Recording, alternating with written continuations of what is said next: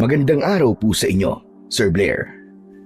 At ganoon na rin po sa mga taga-subaybay sa inyong mga YouTube channel na The Voice Addict at mga kwento ni Apong Isaac.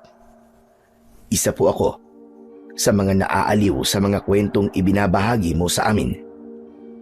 Kaya naman, naisipan kong ibahagi rin ang sarili kong kwento. Masasabi ko na ito ang karanasan na hindi ko makakalimutan habang ako ay nabubuhay. Nang dahil kasi sa pangyayaring yon, ay napatunayan ko sa aking sarili na lahat tayo ay hindi bibigyan ng Diyos ng pagsubok na hindi natin kayang malampasan. Ang mga pagsubok na ito ay maaaring maging dahilan para maging mas matatag tayo o kaya naman ay para meron tayong matutunan. Itago niyo na lamang po ako sa pangalan na Esteban. At ito ang aking kwento. Lolo, napapagod na po ko. Ang sakit na po ng mga paa ko. Hindi tayo pwedeng tumigil sa pagtakbo, Apo, hanggat di natin nasisiguro na ligtas na tayo. Nararamdaman ko nakasunod pa rin siya sa atin. Bilisan mo ang pagtakbo, Kiko! Hindi ko inasahan na darating sa buhay namin ng aking apo na si Kiko na aalis kami sa lugar kung saan kami naninirahan. Isang aswang kasi ang may matinding galit sa akin at wala siyang ibang gustong mangyari kundi ang patayin ako. Isa kong dating antingero na gumagamit ng mga anting-anting at agimat para makipaglaban sa mga aswang. Nang tumanda na ako, ay huminto na ako sa ganung gawain at nanggagamot na lamang ako ng mga may sakit dahil gusto ko na ng tahimik na buhay.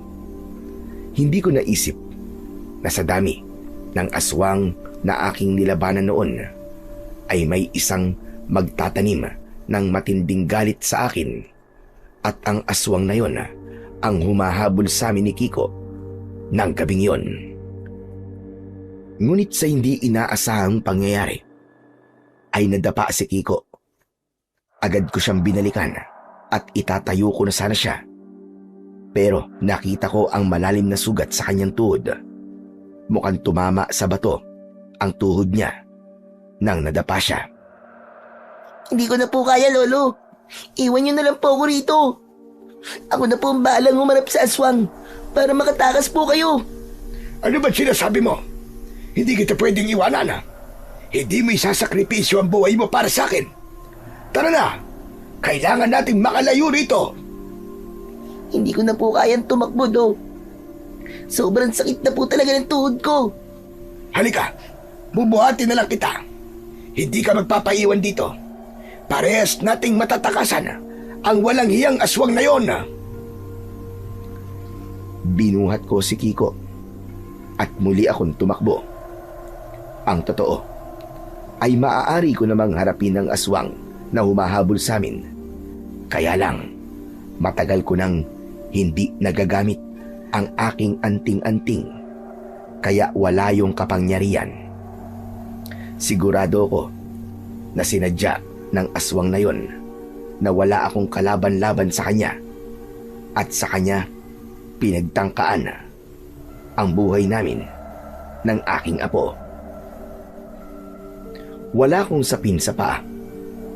Sa sobrang pagmamadali kasi para makatakas sa aswang, nang pasukin nun ang bahay namin ay hindi ko na nagawang magsuot ng tsinelas. Hindi ko na ininda ang matutulis na bato na tumutusok sa talampakan ko dahil ang tanging nasa utak ko ng mga oras na yon ay ang makalayo at makahanap ng ligtas na lugar.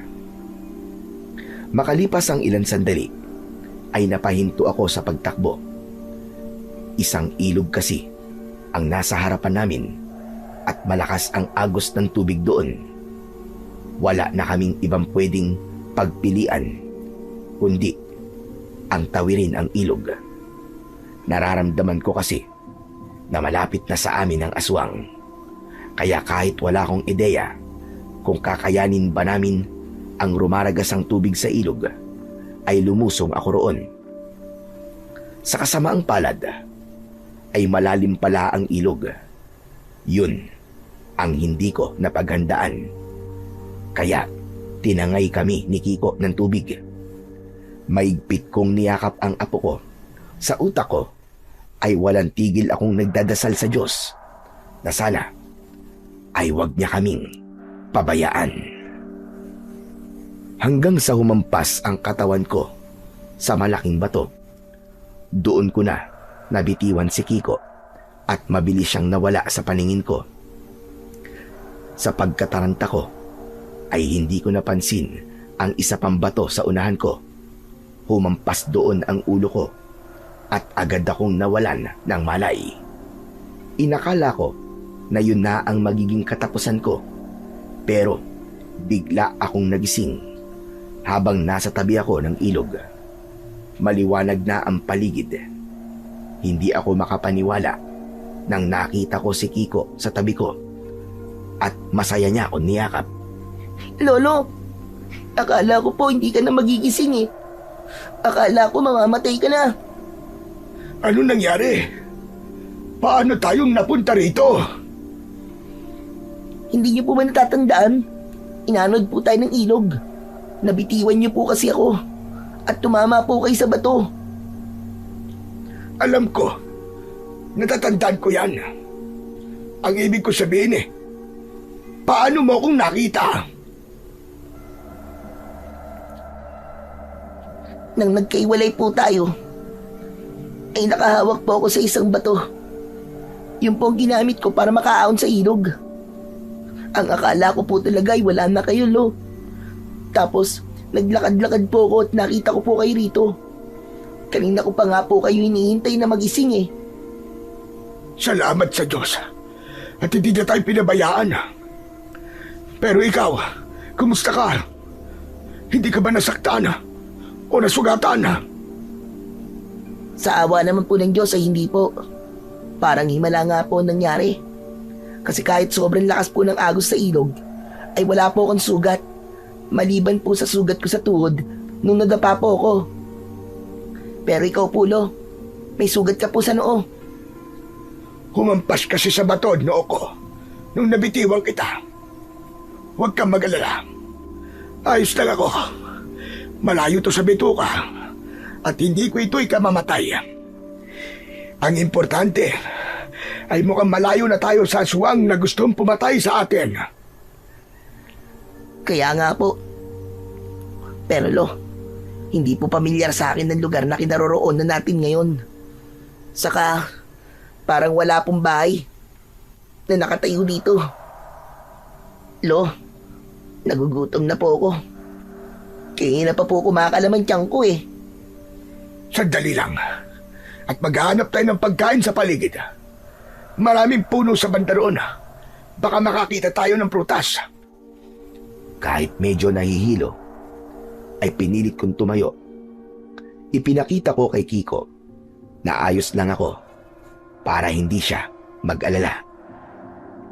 Masakit sa balat ang tama ng matinding sikat ng araw, kaya nagmadali kami ni Kiko sa paglalakad hanggang sa narating namin ang mapunong parte ng lugar na kinaroroonan namin. Doon ay nakakuha kami ng lilom mula sa malalaking puno. Makalipas ang ilang minutong paghahanap ng makakain, ay bigo pa rin kami. Lo, parang wala naman pong prutas dito eh. Kanina pa po tayo naglalakad, pero wala pa rin tayong nakikitang pwede nating kainin. Kaya nga, mukhang puro punong kahoy lamang ang naririto. Napapagod ka na ba, Apo? Gusto bang magpahinga na muna? Sige po, mas lalo po ako nangihina at nagugutom sa paglalakad natin eh. Ayun, doon tayo sa ilalim ng malaking puno. Mukhang magiging komportable tayo roon. Nilapitan namin ni Kiko ang malaking puno at umupo kami sa malalaking ugat nun na nakausli sa lupa. Hindi ko mapigilang maawa sa apo ko dahil ramdam ko ang pagod at gutom niya ng sandaling yon. Pasensya ka na kung nadamay ka sa galit ng aswang na yon sa akin. Ako lang naman talagang gusto niyang patayin. Pero dahil alam niyang apo kita, ay gusto ka na rin niyang mawala. Ayos lang po, Lo. Saka, kung ano pong problema nyo ay problema ko na rin po. Pero ano po bang nagawa nyo sa aswang na yun? At galit na galit po siya sa inyo. Sa pagkakaalam ko, ay si Arturo ang aswang na yun. Isa ang tatay niya sa mga aswang na pinatay ko noon sa isang baryo. Kailangan ko yung gawin dahil sobra na ang perwisyo na dulot nila sa mga tao. Kung hindi ko yung ginawa, malamang ay marami pa silang napatay na mga inosente. May hinala rin ako na matagal na akong minamatyagan ni Arturo dahil umatake siya kung kailan alam niya na wala akong kakayahan na makipaglaban sa kagaya niya. May magandang dahilan po pala kung bakit nyo pinatay ang tatay ni Arturo. Bakit ba ganun ng mga aswang? Talaga bang nilikha po sila para pumatay ng mga tao? Apo, hindi naman lahat ng mga aswang ay masasama. Meron ding mga aswang na may mabuting puso o yung hindi pumapatay ng mga tao. Nabubuhay lamang sila ng tahimik at hindi sila nagdudulot ng takot. Ganun po ba? Ang akala ko po talaga, lahat po ng aswang ay masasama. Pero sana po, ay tigilan na po tayo ni Arturo para makabalik na po tayo sa bahay natin. Sigurado ako, Apo, na hindi tayo titigilan ni Arturo. Matatahimik lang siya kapag napatay niya na tayo. Kaya hindi magandang ideya na bumalik tayo sa bahay natin. Pero saan naman po tayo pupunta, Lo? Sa totoo lang, Apo, ay hindi ko rin alam. Pero maganda na mukhang nakalayo na tayo kay Arturo. Sa ngayon, ay masasabi kong ligtas na tayo mula sa kanya. Ang kailangan na lang natin gawin ay maghanap ng matitira natin kahit pansamantala. Mukhang wala po tayong makikitang bahay dito. Gubat po yata itong kinaroroonan natin eh. Malay mo ba eh? Kapag nakalabas tayo sa gubat na ito, ay may mga kabayan na makikita tayo. Siguro naman ay merong tutulong sa atin doon. Sana nga po, Lo. Pero nagugutom na po talaga ako. Ang sakit na po ng tiyan ko, Lo. Tiisin mo na lang muna ang gutom mo. Ang mabuti pa ay matulog ka muna para paggising mo ay wala na yung gutom na yan. Ganyan kasi ang ginagawa namin nung mga bata pa kami kapag wala kaming pagkain. Itinutulog na lamang namin. Eh di, matulog na rin po kayo, Lo. Alam ko po na nagugutom na rin po kayo eh. Ayos lang ako, Apo. Huwag mo akong isipin. Babantayan kita habang natutulog ka. Humiga na si Kiko sa lupa. At dahil sa sobrang pagod niya, ay mabilis siyang nakatulog. Nang tuyog na ang apo ko, ay doon ko na pinakawalan ang aking mga luha. Tahimik akong umiyak dahil hindi ko akalain na mararanasan ni Kiko ang ganung bagay. Sa isang iglap ay nawala ang lahat sa amin at kailangan naming magsimula ng walang-wala. Tanghali na nang nagising si Kiko. Sinubukan ulit naming maghanap ng pagkain sa gubat. Sa awa naman ng Diyos ay may nakita kaming isang puno ng bayabas na may mga bunga. Kahit hindi mga hinog na bayabas ay pinagtiyagaan na namin. Ang importante ay magkaroon ng laman ang aming sikmura. Maya-maya pa ay bumalik kami sa ilog para uminom. Nagpalipas kami ng oras sa ilalim ng malaking puno. Kinuwentuhan ko si Kiko ng mga nakakatawa kong karanasan sa buhay para kahit papano ay maaliw siya. Pero makalipas lamang ang ilang sandali ay muli akong nakaramdam ng lungkot dahil sa pagkakadamay ni Kiko sa problema ko. Bigla akong huminto sa pagsasalita at tumingin ako sa kawalan. Okay ka lang ba, Lo? Bakit bigla po kayong tumigil sa pagkikwento? Ituloy niyo na po yung kwento niyo kanina. Bigla ko kasing naisip ang nanay mo. Kung sumama ka sana sa kanya sa Maynila, ay hindi ito mangyayari sa'yo. Mas gusto ko pa po, nahabulin na lamang ng mga aswang kesa sumama kay nanay. Na iniwanan po ako nung baby pa lang ako para makapag-asawa uli siya. Tapos nung yumaman na siya, ay sa kanya lang ako kukunin. Pero kung sumama ka sa kanya, ay maganda na sana ang buhay mo ngayon.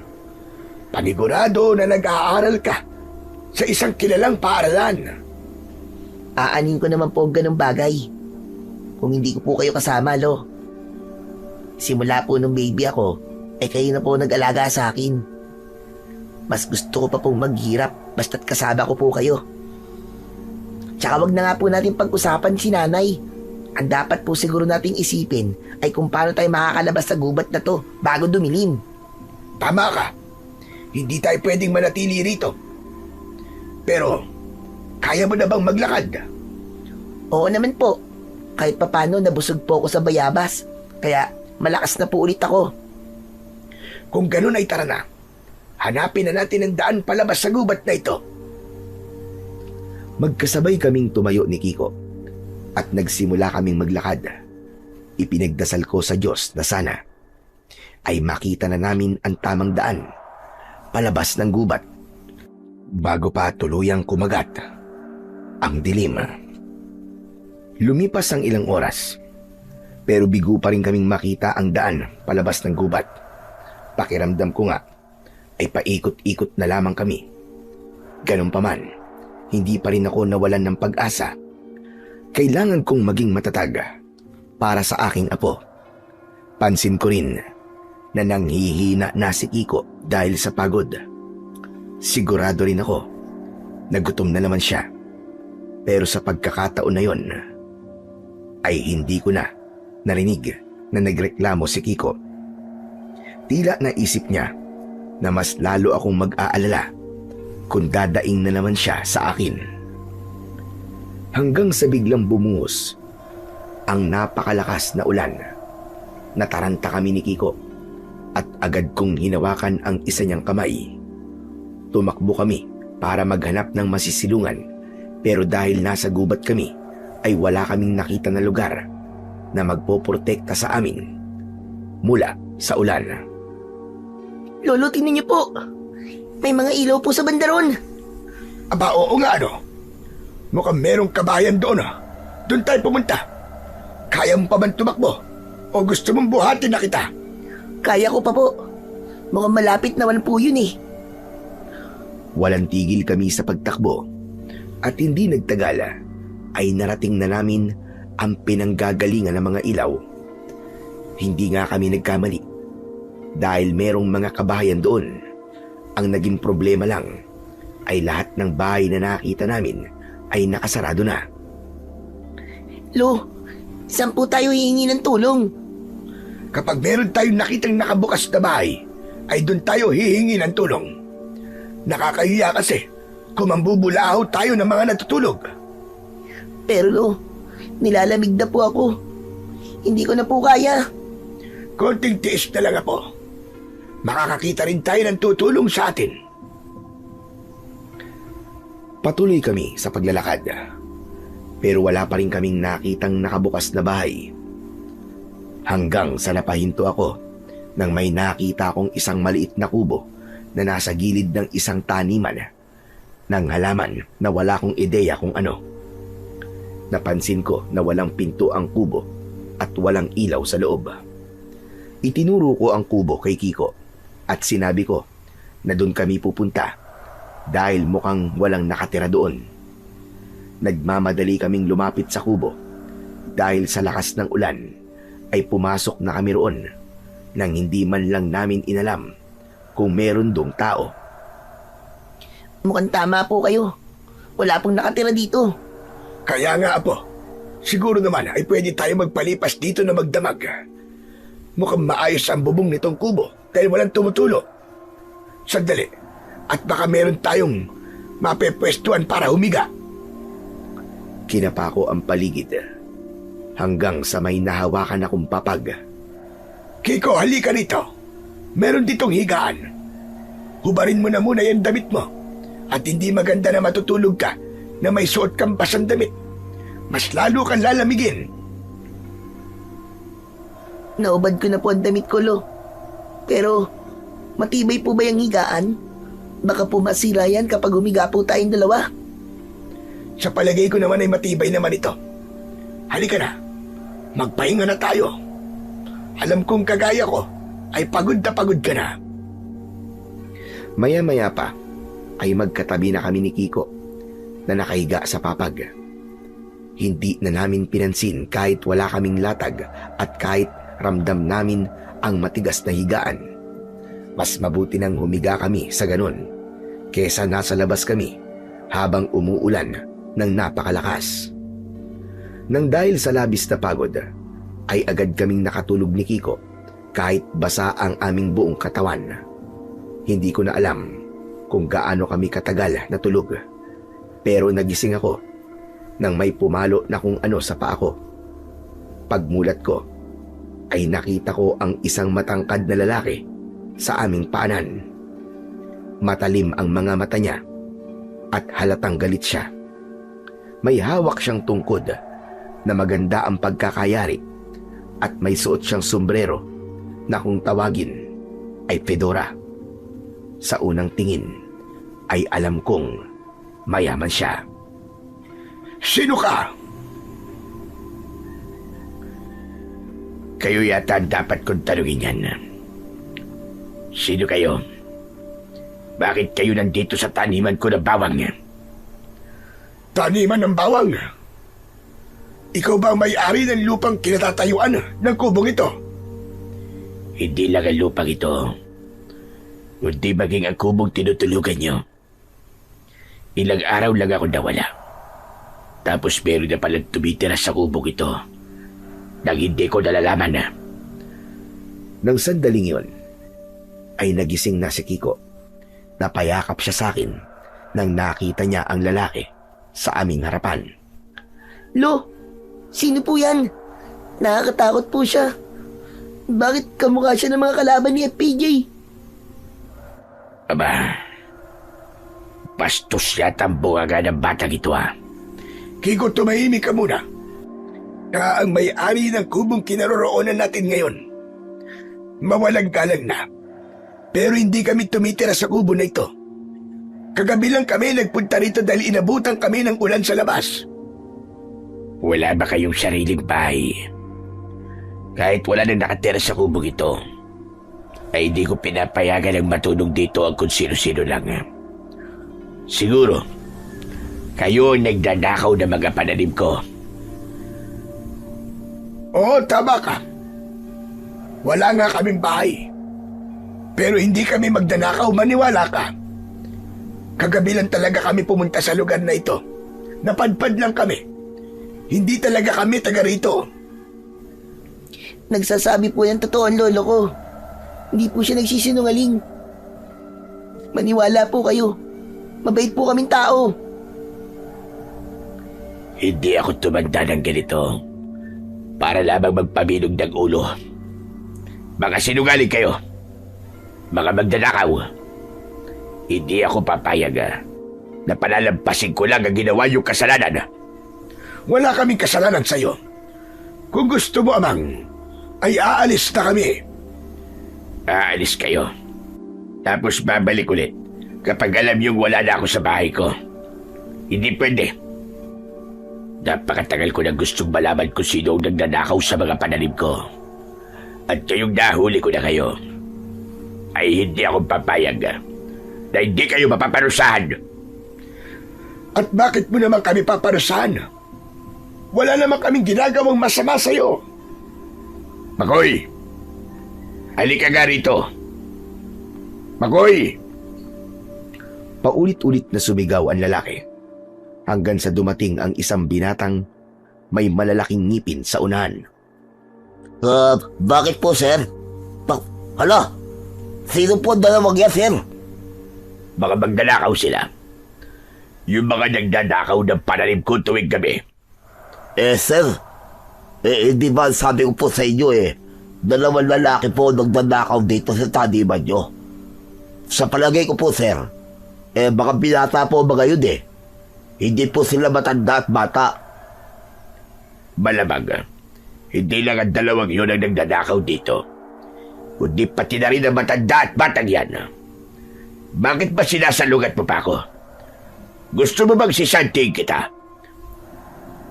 Ako na nga lang, sir, ang nakakatiis na kasama ng ugali nyo Tapos tatanggalin niyo pa po ako? Anong sinasabi mo? Wala po, sir. Ang sabi ko po, bakit niyo po ako tinawag? Yang dalawang yan, dali mo sa loob ng bodega. Ikulog mo sila ron. At mamaya ay tatawag ako ng pulis para sila ay makulong. Sandali lamang, Amang. Maawa ka. Aalis na lang kami at hindi mo na kami makikita kahit kailan. Hindi ako naniniwala sa inyo. At dapat sa mga kagaya nyo ay napaparusahan para magtanda. At isa pa, hindi ka na nahiya. Sinasama mo pa sa kawalang-hiyaan mo ang isang bata. Tinuturuan mo siyang maging magnanakaw. Bakit po ba yung maniwala? Sinabi na nga pong hindi po kami magnanakaw Makoy, dali na mga yan sa bodega. Itali mo sila at baka mamaya ay makatakas pa ang mga yan. Sir, nakakaawa naman po sila. Tignan niyo naman po, mukhang takot na takot sila Ikaw ang dapat matakot sa akin. Dahil kapag hindi mo ko sinunod, ikaw ang ikukulong ko sa bodega. Gawin mo na sinabi ko, Makoy. Dahil tatawag na ako ng pulis. Sige po, gagawin ko na po, sir. Lumapit sa amin ang binata at hinawakan niya ang mga kamay namin ni Kiko. Papalagsa na ako, pero nakita ko ang nakasukbit na baril sa lalaking unang nakakita sa amin. Natakot ako na baka kapag nanlaban kami, ay barilin niya kami. Sa klase ng pakikipag-usap niya sa amin ni Kiko, ay hindi malabong kaya niyang gawin yon. Tumingin ako kay Kiko at tumango ako sa kanya. Tila nakuha niya kung ano ang ibig kong sabihin. Gaya ko ay hindi siya nanlaban at kusang loob kaming sumama sa lalaki sa isang bodega. Maraming nakatambak na dayami roon at mga tiklis na magkakasalansan. Pinaupo kami ng lalaki sa isang sulok at kumuha siya ng lubid para itali ang mga kamay namin ni Kiko. Maawa ka sa amin. Pakawalan mo kami. Wala kaming kasalanan, maniwala ka. Pasensya na po. Pero, hindi ko po pwedeng sumayin si Sir Lauro Kasi, alam niyo na, kahit naawa ko sa inyong dalawa, mawawala naman ako ng trabaho. Di sabihin mo na nakatakas kami. Ganun na lamang ang gawin mo. Nako, hindi na yun po pwede yun. Paparasahan po ko nun kasi nakatakas kayo. Kaya pasensya na po talaga. Ang gawin nyo na lang, kapag dinala kayo sa presinto, doon na lang kayo magpaliwanag. Patunayan nyo po na hindi po kayo magdadakaw. Mukhang mayaman ang Lauro na yon. Anong laban namin sa pera niya? Sigurado ko na kayang-kaya niyang bilhin ng batas. Biglang dumating sa bodega ang lalaki na nalaman ko na Lauro ang pangalan.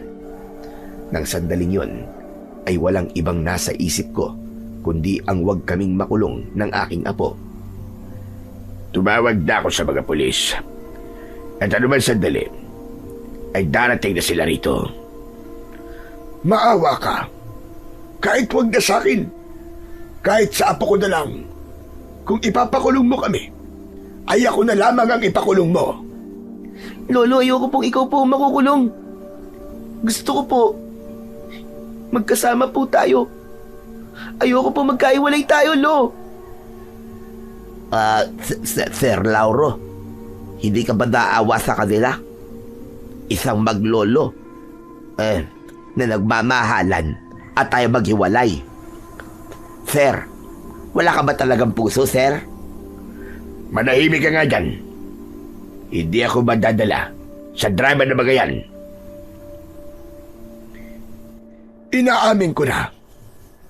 Mali na nakatulog kami sa kubong yun. Pero ang akala kasi namin ay wala nang nakatira doon. Ganito na lang kung gusto mo. Magtatrabaho na lang kami sa'yo. Gawin mo kaming utusan para makabayad kami sa kasalanan namin sa'yo kung meron man talaga. Huwag mo na lang kaming ipakulong, maawa ka naman. Sir, mukhang maganda yung offer sa'yo nung matanda. Hindi ba? Marami na nag-resign sa taniman nyo. Kasi, ang sama-sama ng ugali nyo. Kailangan po natin ng dagdag na tao ngayon, sir. Sanay na kami sa hirap ng apo ko. Masipag kami. At hindi kami mareklamo. Pakiusap. Huwag mo kaming ipakulong. Hindi muna nagsalita si Lauro. Matiim siyang nakatingin sa amin ni Kiko. Alam ko na sa sandaling yun ay pinag-iisipan niya ang sinabi ko. Sige, pumapayag ako sa alok mo. Magtatrabaho kayong dalawa sa taniman ko ng mga bawang. At doon kayo titira sa sirang kubo ko para merong magbabantay doon tuwing gabi. Ang totoo ganyan, hindi naman talaga ako tumawag sa pulis. Dahil plano ko lang kayong takutin. O siya, ganito ang usapan natin. Magtatrabaho kayo sa akin at may libre kayong tirahan. Libre din ang pagkain nyo dahil libre ang pagkain ng aking mga trabador. Pero wala kayong sasahuring kahit piso sa loob ng 1 taon. Saka lang kayo sasahod pagkalipas ng 1 taon bilang kabayaran sa mga ninakaw nyo sa akin. Uulitin ko sa'yo. Wala kaming ninakaw sa'yo. Pero tinatanggap namin ang lahat ng patakaran mo. Maraming salamat. Ano nga palang pangalan nyo? Hindi kayo pwedeng magtrabaho rito kung hindi ko kayo kilala. Ako si Esteban. At ito naman ang apo ko na si Kiko. Ako naman po si Makoy. At ito naman po, si Sir Lauro. Masama ugali niyan. Makoy! Abugaga mo na naman. O siya, sige. Ikaw nang bahala sa kanila. Sabihin mo sa kanila at dapat nilang malaman. Copy, sir. Ako na hong bahala. Nang umalis si Lauro, ay agad na inalis ni Makoy ang pagkakatali sa amin ni Kiko. Ang talino mo, Lolo. Nang dahil sa sinabi mo, ay hindi na po tayo makukulong.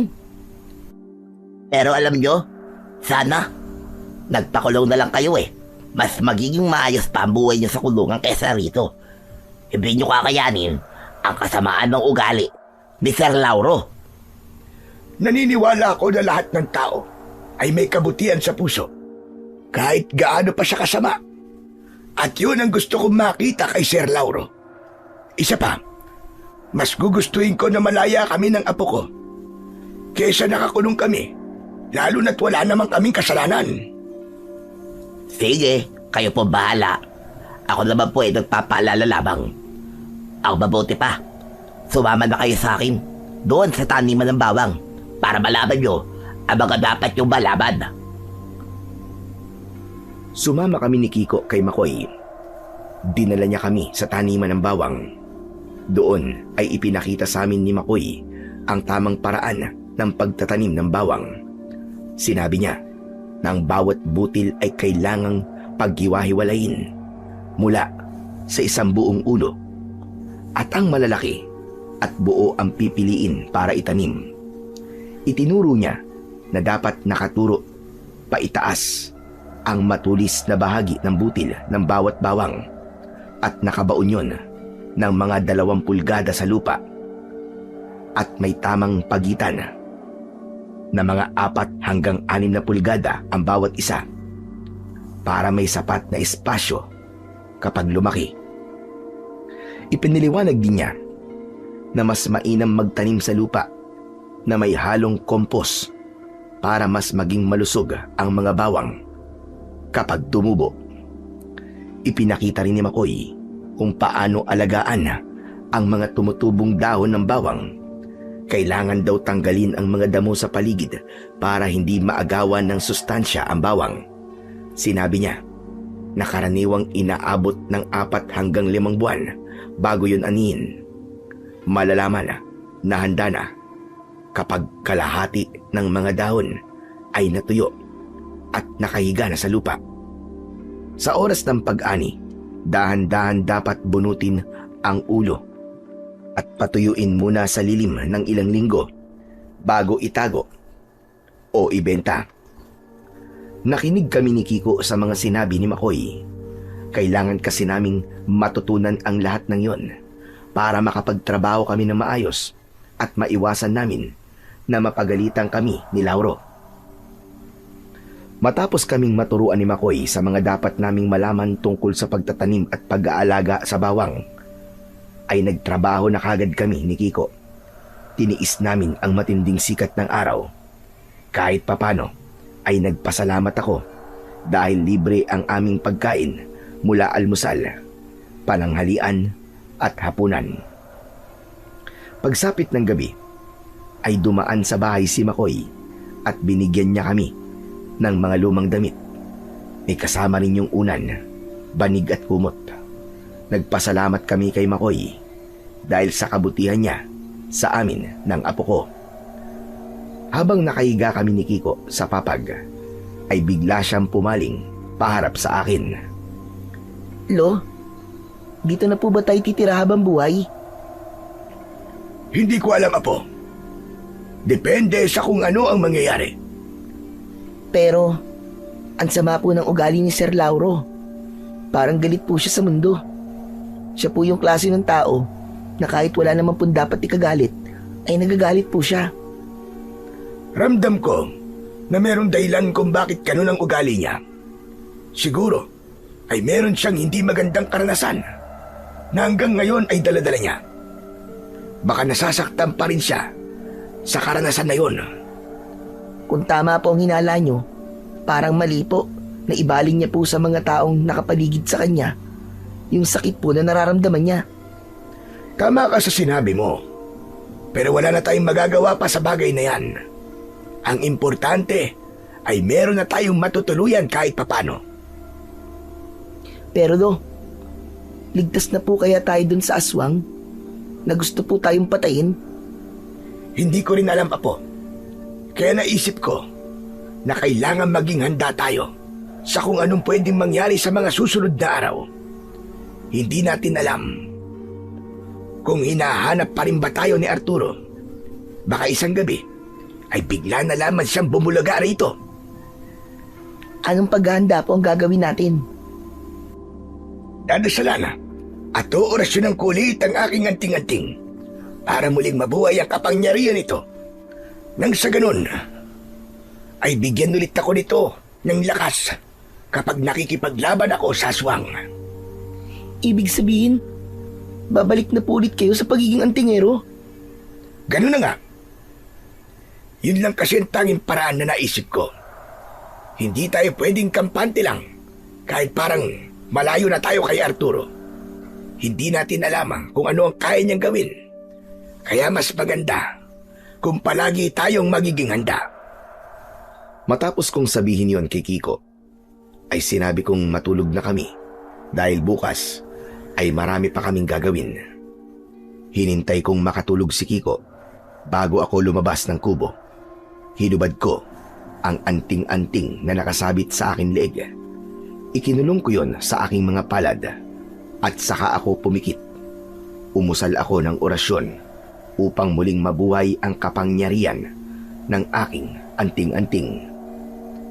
Nang natapos na ako, ay isang malalim na paghinga ang aking pinakawalan.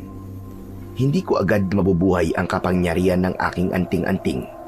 Kailangan ay maging matyaga ako gabi-gabi na orasyonan yon hanggang sa tuluyan ng bumalik ang kapangyarihan nun. Sa mga nagdaang araw ay palagi kaming gumigising ng maaga ni Kiko. Pagkakain ng almusal ay dumidiretso kami sa pagtatrabaho sa taniman ng bawang. Isang tanghaling tapat, abala kami ni Kiko sa pagtatanim ng bawang. Kaya kahit paano ay alam na namin ang aming gagawin. Kaya hindi na kami binabantayan ni Makoy. Lo, hindi po ba pangontra po sa aswang ang bawang? Tama ka. Ayaw ng mga aswang ang amoy ng bawang. Kaya kapag meron yan, ay napipilitan silang umalis. Ibig po palang sabihin ay ligtas po tayo sa kubo natin. Kasi napapalibutan po yun ng mga bawang. Hindi po tayo mapupuntahan doon ng aswang na si Arturo. Tama ka. Pero depende pa rin sa aswang ang magiging epekto ng bawang. Meron kasing mga aswang na sanay na sa amoy ng bawang, habang ang ilan ay sadyang malakas, kaya hindi na tumatalab sa kanila ang bawang. Hindi rin pala tayo sigurado sa kaligtasan natin. Kahit napakaraming bawang pa sa paligid natin. Pero, ano na po pala nangyari sa anting-anting niyo, Lo? Naibalik niyo na po ba ang kapangyarihan nun? Sa ngayon, ay hindi pa. Kaya hindi ako tumitigil sa pag-oorasyon tuwing gabi bago ako matulog. Matagal ko kasing hindi yun nagamit. Kaya mukhang matatagalan din bago ko maibalik ang kapangyarihan nun. Napahinto kami sa pag-uusap ni Kiko.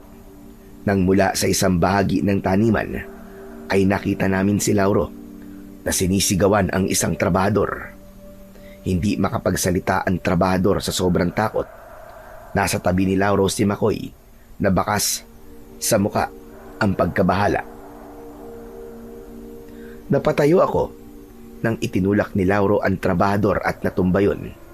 Mabilis akong tumakbo.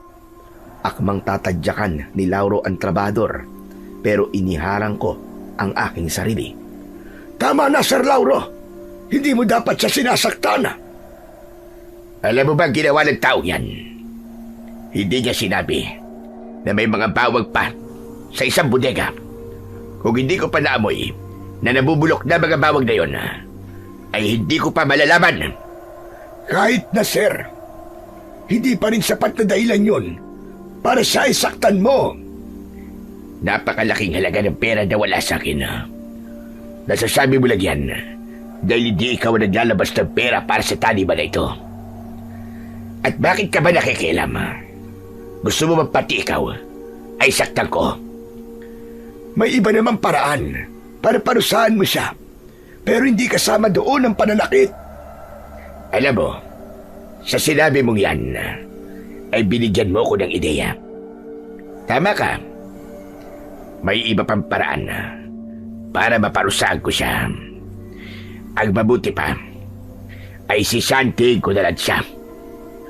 O ikaw, simula sa araw na ito, ay ayoko nang makita pa ang pagbubuka mo. Lumayas ka! At huwag na huwag kang umasa na may sweldo kapag makukuha. Dahil yun na ang bayad mo sa mga nabulok na bawang. Walang nagawa ang kawawang trabahador, kundi ang umalis. Maya-maya ay humarap si Lauro sa akin. Matalim ang kanyang mga mata. At ikaw naman, sa susunod ay huwag kang nakikialam sa mga ginagawa ko. Kung ayaw mong paalisin ko kayo rito ng apo mo, matuto kang lumugar kung saan ka nararapat. Hindi ko na nagawang sagutin si Lauro dahil tumalikod na siya at malalaki ang mga akbang na naglakad siya palayo. Nang sandaling yon, ay lumapit na si Kiko sa akin at hinawakan niya ang aking braso. Lo, anong ginawa mo? Bakit niyo po sinagot si Sir Lauro? Mapapalayas po tayo sa ginawa niyo eh. Kilala mo ko, Apo. Hindi ko kayang manahimik kapag may nakita akong inaapi. Alam mo, Pag-Esteban, ikaw lang ang kilala kong nagawa yung kay Sir Lauro. Kapag may sinasaktan siya rito, Abay, wala kaming ibig lahat. Karamihan kasi sa mga natitirang trabador dito ay takot na mawala ng trabaho. Kaya naman, hindi nila sinasaway si Sir Lauro kahit mali na ang ginagawa niya. Pero sa susunod, huwag niyo na po gagawin yun. Hindi po magdadalawang isip si Sir Lauro na palayasin kayo ni Kiko dito kapag nakialam kayo ulit sa kanya. Hindi na ako nagsalita. Labag man sa aking kalooban, ay naisip ko na wala na akong magagawa kundi ang maging bulag sa susunod na may apihin si Sir Lauro. Kung ako lang sana ay kaya kong umalis doon, pero kailangan kong isaalang-alang si Kiko. Hindi siya pwedeng mawala ng tirahan at isang lugar na alam kong ligtas siya kahit papano. Dumating ako sa punto na gusto kong malaman ang dahilan kung bakit tila galit sa mundo si Lauro. Gusto kong maunawaan ang pinaguhugutan niya, kung bakit hindi maganda ang pakikitungo niya sa mga taong nakapaligid sa kanya. Sa mga lumipas na araw, ay unti-unti naming inayos ni Kiko ang kubo kung saan kami nakatira para mas maging komportable kami roon. Kumuha kami ng mga nagkalat na tabla at kahoy sa kung saan-saan, at ang mga yon ang aming ginamit para makagawa kami ng pinto. Isang gabi, matutulog na sana kami ni Kiko nang may kumatok sa pinto. Pagbukas ko, ay nakita ko si Makoy na may dalang isang bote ng alak at isang malaking plastik ng chicharon. Magandang gabi, Mang Lauro. Inom naman tayo. Nako, pasensya ka na. Pero hindi ako pwedeng mag-inom ngayong gabi dahil may trabaho tayo bukas. Konti lang naman to eh. Kahit wag na natin ubusin. Alam nyo kasi, Mang Esteban, birthday ko kasi ngayon. At gusto ko sanang mag-celebrate man lang kahit papano. Aba, ganun ba? Maligayang kaarawan sa'yo, Makoy. O siya, sige. Total ay kaarawan mo. Payag ako na mag-inom tayo. Kasi baka isipin mo na masama akong tao dahil di kita pinagbigyan sa hilig mo sa kaarawan mo. Diyan na lang tayo sa labas at patulog na kasi si Kiko. Inilabas ko ang maliit na lamesa at 2 upuan. Kumuha na rin ako ng baso at hindi nagtagal ay nag-iinom na kami ni Makoy. Nang medyo tinamaan na ako ng pagkalasing, ay doon ko naisip na tanungin si Makoy ng tungkol kay Lauro. Makoy, iho, matanong lang kita. Gaano ka na pala katagal na nagtatrabaho kay Sir Lauro? Nako, sir. Matagal na. Siguro nasa 5 taon o mahigit pa. Dati, trabador ako rito sa taniman ng bawang. Hanggang sa nakakuha ko na ang tiwala ni Sir Lauro. At ginawa na niya akong parang assistant niya. Kung ganun, kilala mo na pala talaga si Sir Lauro, ano? Abayo naman. Kilala ko talaga siya mula ulo hanggang paa. Pati nga kasamaan ng ugali niya parang wala na sa akin kasi nasasanay na ako. Pero ganun ba talaga ang ugali noon ni Sir Lauro? Oo. Noong nagtrabaho ko rito ay masama na po talaga ang ugali niya. Pero yung tatay niya na si Sir Andres, abay sobrang bait. Napakalayo ng ugali niya kay Sir Lauro. Ang sabi kasi ni Sir Andres, nung bata pa si Sir Lauro, ay sobrang hirap nila. Mahirap pa raw sila sa daga. Tapos inalira sila ng sarili nilang kamag-anak. Kaya nagsumikap sa buhay si Sir Lauro hanggang sa nagkaroon siya ng taniman ng bawang at yung malaki niyang bahay. Kung ganun, may posibilidad na kaya masama ang ugali niya ay dahil naranasan niya ang alilain at pagmalupitan. Ganon na nga. Natumbok nyo, Manong Esteban. Mukhang gumaganti po siya sa mga naranasan niya noong mahirap pa sila. Hindi na kasi niya magagantihan yung mga nang-api sa kanila noon. Sa pagkakaalam ko patay na yung mga yon. Mali ang ginagawa niya. Wala tayong kinalaman sa masakit na pinagdaanan niya, kaya hindi niya dapat tayo pinapahirapan.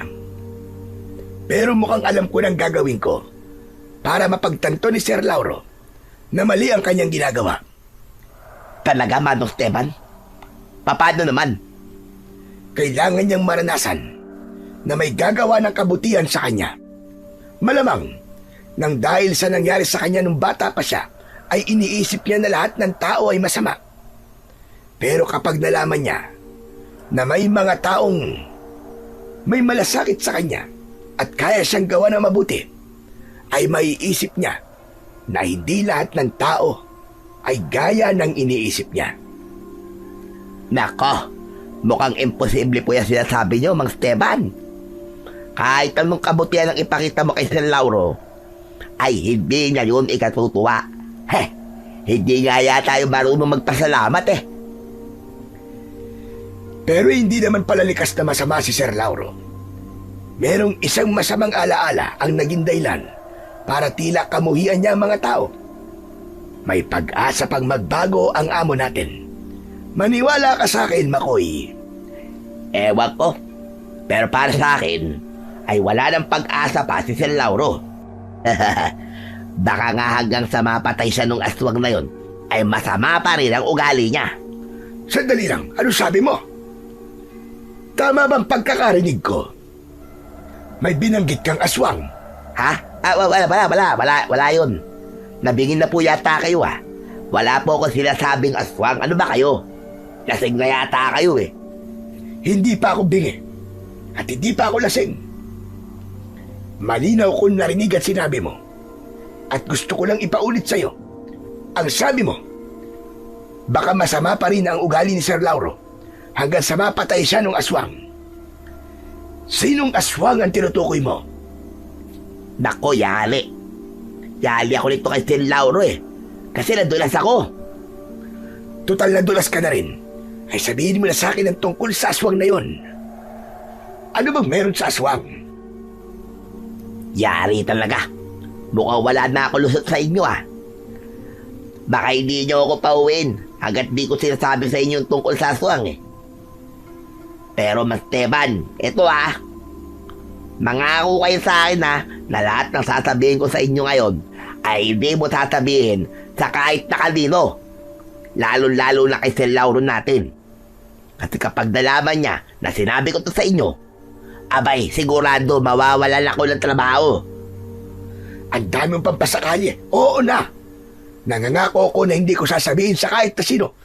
Lalo na kay Sir Lauro. Basta sabihin mo na kung ano ang tungkol dun sa aswang na binanggit mo. O sige po mga, ganito kasi yun.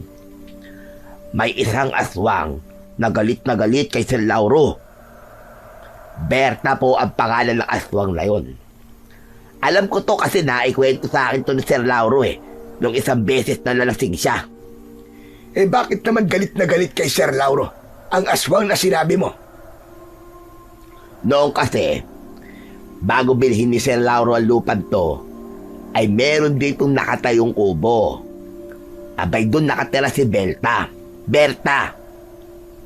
Nang nabili to ni Sir, siyempre, kailangan nang umalis ni Berta. Kasi nakikitirik lang naman siya dito sa bahay. Pero ayaw umalis ni Berta. Kasi nga, matagal na daw siya nakatira sa lupang to. Aba, nagmatigas si Berta hanggang sa sinudog ni Sir Lauro ang bahay ni Berta. Wala lang nagawa si Berta, kundi ang umalis.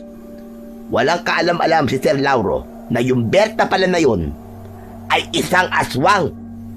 Nalaman na lang niya ng isang beses na pinagtangkaan ng buhay niya at sinabi ng aswang na siya ang pinalayas ni Sir sa lupang ito. Eh di si Berta yun. Ibig sabihin, matagal nang pinagtatangkaan ng aswang na yun ang buhay ni Sir Lauro, ganun ba? Oo naman. Kaya ka't tuwing gabi ay hindi na lumalabas pa ng bahay si Sir Lauro.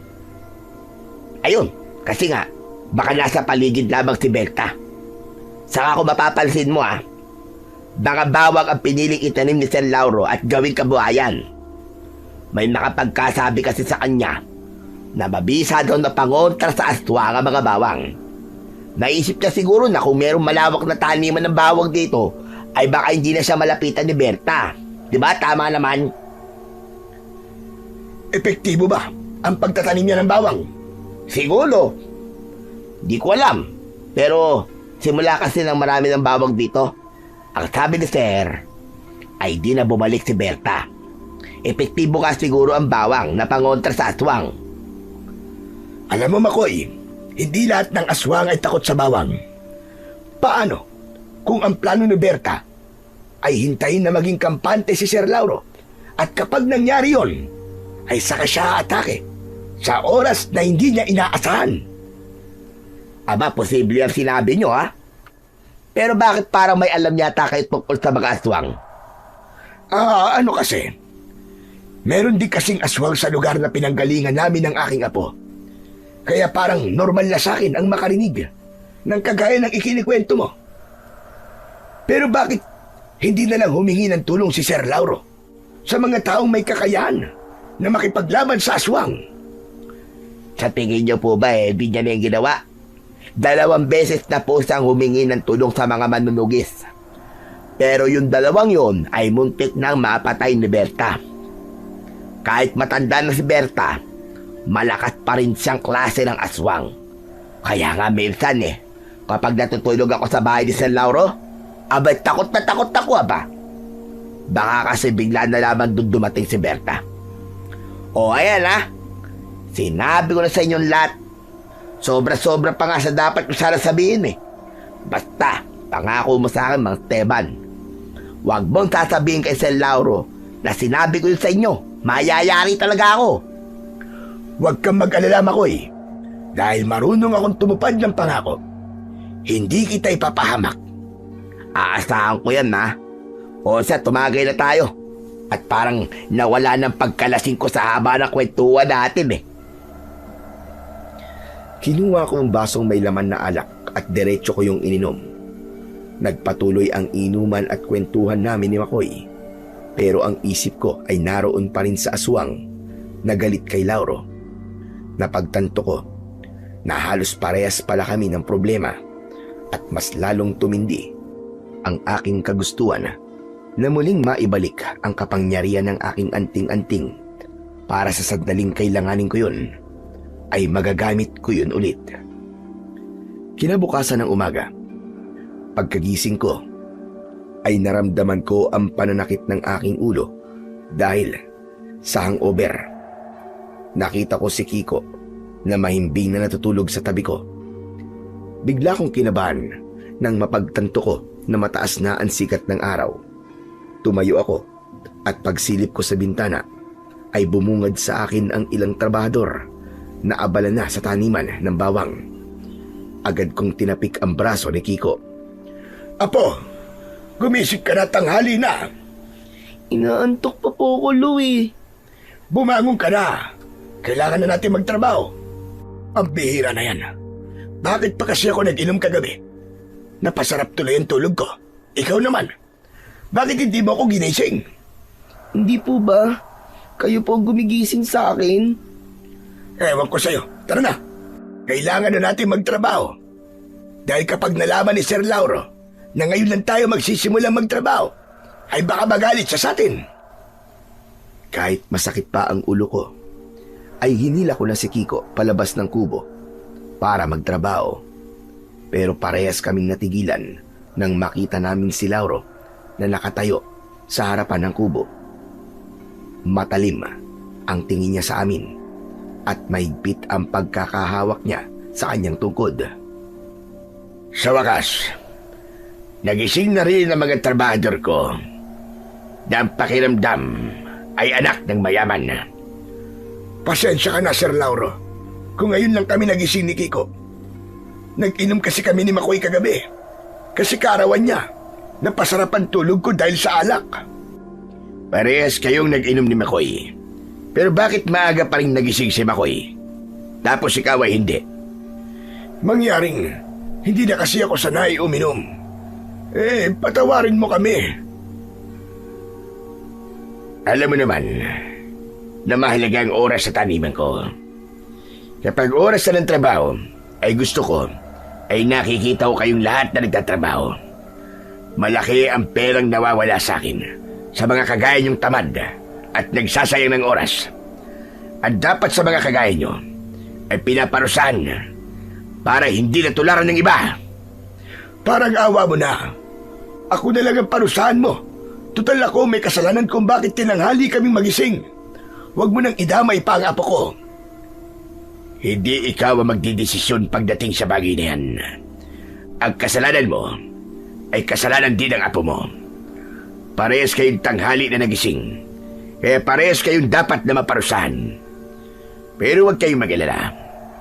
Dahil hindi ko kayo sasaktan o ikukulong sa bodega. Hindi ko rin kayo palalayasin. Ang parusa nyo ay hindi ko kayo bibigyan ng pagkain ngayong araw. Magpasalamat kayo dahil yan lamang ang parusa ko sa inyo. Pero sa susunod na ulitin nyo ang kasalanan nyo yan, ay hindi nyo na magugustuhan pa ang gagawin ko sa inyo. Pero Sir Lauro, kapag hindi po kami kumain ni Lolo, manghihina po kami. Hindi po kami makakapagtrabaho na maayos. Wala akong pakialam dun. Pinili nyo gumawa ng mali, di ba? Kaya dapat lang na mangyari yan sa inyo. Kumilos na kayo at magtrabaho na kayo. Ayoko makikita ang babagal-bagal kayo ng kilos dahil panibagong parusa na naman ang ipapataw ko sa inyo. Wala na kaming nagawa ni Kiko, kundi ang kumilos para magtrabaho. Sa sandaling yun, ay ayos nang kami. Pero sa bigat ng trabaho sa taniman ng bawang, sigurado ko na mabilis kaming magugutom. Kaya kong magtiis ng gutom. Kaya lang kay Kiko, dun ako nag-aalala. Ganun pa man, umasa na lang ako na sapat ng panglaman sa aming sikmura ang tubig para mairaos namin ang araw na yun. Pagsapit ng oras ng pananghalian ng mga trabahador, ay nasa taniman ng bawang pa rin kami ni Kiko. Nakaupo kami sa nakatumbang katawan ng puno sa isang tabi habang nakatanaw sa mga trabahador na sabay-sabay kumakain sa isang mahabang lamesa sa di kalayuan. Parang ang sarap po ng ulam nila, Lolo. Sa sobrang gutom ko, naamoy ko po yung adobo nila hanggang dito. Wala tayong magagawa kundi ang magtiis dahil masama ang ugali ng amo natin. At pasensya ka na rin kung nadamay ka sa parusa ni Sir Lauro sa akin. Palagi ka na lamang nadadamay sa mga kasalanan ko. Ayos lang po yun. Hindi po ba magkasama po tayo sa hirap at ginawa? Pero sa susunod, wag na po kayo mag-iinom sa gabi para hindi na po ito mangyari ulit. Oo naman. Hindi ko lang talaga natanggihan si Makoy dahil kaarawan niya. Pero Lo, nagugutom na po talaga ako. Baka hindi po ako makapagtrabaho nito na maayos mamaya. Ako nga rin eh. Teka, sandali. Tumayo ako at kumuha ako ng isang bawang mula sa isang tiklis. Bumalik ako sa tabi ni Kiko at binalatan ko ang bawang. Kinain ko ang isang butil at inabutan ko ng isa si Kiko. Ano pong ginagawa niyo, Lo? Bakit niyo po kinain ng hilaw ang bawang? Kadiri po kayo. Hindi mo ba alam na maganda sa katawan natin ang pagkain ng hilaw na bawang? Saka mabuti na ito kaysa wala tayong kainin. O eto, kainin mo ito para naman magkalaman ang tiyan mo. Eh baka mamaya po yan umapdi naman po ang sikmura ko. Hindi yan, maniwala ka sa akin. Sige na, kainin mo na to. May pagkaalinlangan na kinuha ni Kiko ang isang butil ng bawang at kinain niya yon. Pero agad din niya yung iniluwa. Pwe! Ang pangit po ng lasa, Lo. Ang angang pa. Hindi ko po kayang kainin yan. Bahala ka. Basta ako, ito ang kakainin ko. Patuloy ako sa pagkain ng bawang hanggang sa naubos ko ang isang buo. Pumunta ko sa aming kubo para uminom ng tubig. Dinalan ko rin ng isang baso ng tubig si Kiko para kahit papano ay magkaroon ng laman ang kanyang tiyan. Pagsapit ng gabi ay magkatabi kaming nakahiga ni Kiko sa papag. Parehas kaming nanghihina dahil sa labis na gutom Maya-maya pa ay may kumatok sa pinto. Nang narinig namin ang boses ni Makoy ay tumayo ako para buksan ang pinto. Ano ginagawa mo rito? Kung yayayain mo na naman ako mag-inom, ayoko na. Hindi ko na po kayo yayayain mag-inom. Pasensya na rin po kayo kasi nang dahil po sa akin ay hindi kayo pinakain ni Sir Lauro ng buong araw. Pero nandito po ako para bumawi sa inyo. May dala po akong pagkain para sa inyo ni Kiko. May kanin at adobong manok po akong dala. Talaga? Pero baka mapagalitan ka naman ni Sir Lauro sa ginagawa mong yan. Wala na. Tulog na po si Sir Lauro. Hindi niya manlaman to. Ganun ba? O sige, pumasok ka na. Abay, talagang gutom na kami ni Kiko. Pero, ang baho po ng hininga nyo. Para po nanununtok yung amoy ah. Dahil to sa bawang na kinain ko kanina. Kasi, wala nga kaming pagkain eh. Halika na, pumasok ka na. Huwag mo nang pansinin ang hininga ko. Labis na natuwa si Kiko nang malaman niya na may dalang pagkain si Makoy. Agad kaming kumain at hindi na namin napansin si Makoy dahil nakatutok ang aming atensyon sa pagkain. Dahan-dahan lang naman kayo sa pagkain. Baka mamaya mabulunan kayo niyan eh. Hayaan mo na lang kami, Makoy. Alam mo namang maghapon kaming hindi kumain. Sorry po talaga. Hayaan nyo. At aayain na lang kitang mag-inom kapag wala kayong trabaho sa susunod na araw.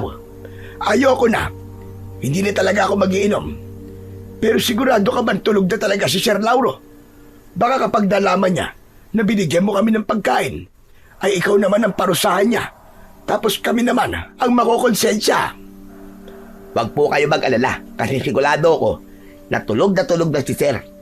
Hindi na yung bumababa sa kwarto niya na ganitong oras. Magsasalita pa sana ako nang narinig namin ang malakas na sigaw ni Mang Lauro sa loob ng bahay niya. Si Sir Lauro po yung sumigaw, di ba? Akala ko po ba tulog na siya? Nako, baka nananaginip lang yon o kaya binabangungot. Muli naming narinig ang malakas na sigaw ni Lauro at sa pagkakataon na yon ay humihingi na siya ng saklolo. Hindi na ako nag-isip dahil malinaw na nasa panganib si Lauro. Kinuha ko ang itak na nakasuksok sa dingding. Ano gagawin nyo, Mang Esteban? Saan kayo pupunta? Malamang kay Sir Lauro. Hindi pa ba malinaw sa'yo na humihingi siya ng tulong? Baka inaatake siya nung aswang na sinabi mo. Aba, oo nga no. Pero baka ikaw naman po mapahamak. Si Sir Lauro nga takot sa aswang eh. Kayo pa po ba? Oo nga, Lolo. Saka, hindi pa po yata bumabalik ang kapangyarihan ng anting-anting nyo. Ano ka mo, anting-anting? Anong anting-anting? Mamaya na ako magpapaliwanag, Makoy. Dito ka lang. Bantayan mo ang apo ko. Ako nang bahala kay Sir Lauro. Matapos yun, ay nagmamadali akong lumabas ng kubo. Wala akong pakialam kahit wala pang kapangyarihan ang aking anting-anting. Ang tanging nasa utak ko lamang ng mga sandaling yon ay ang iligtas si Sir Lauro kung sakaling itaatake nga siya ng aswang. Pagdating ko sa harapan ng malaking bahay ni Lauro, ay sinubukan kong buksan ang pinto. Pero nakakandado yon.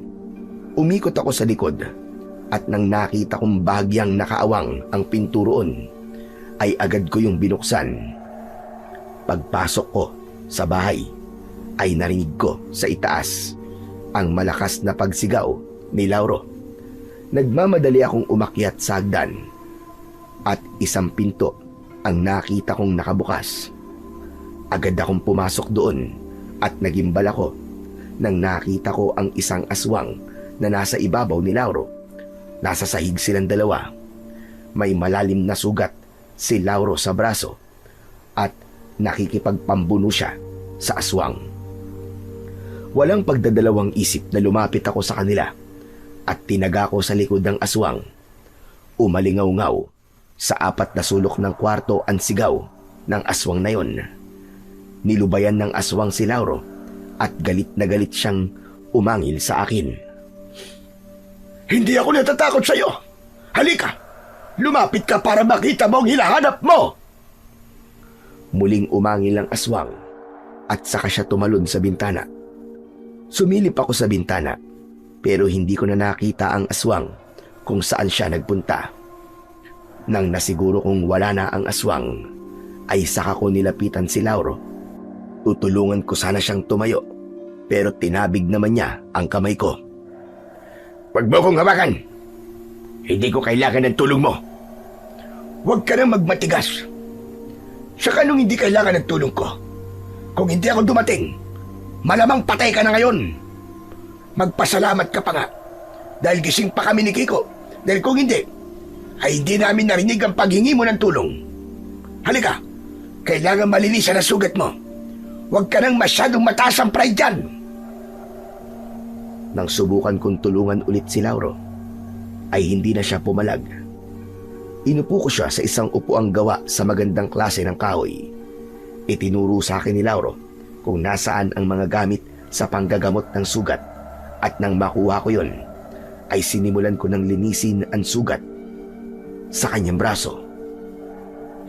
Alam mo bang ginagawa mo? Kung hindi mo na itatanong, ay isa kong albularyo sa lugar na pinanggalingan namin ni Kiko. Kaya alam na alam ko ang ginagawa ko.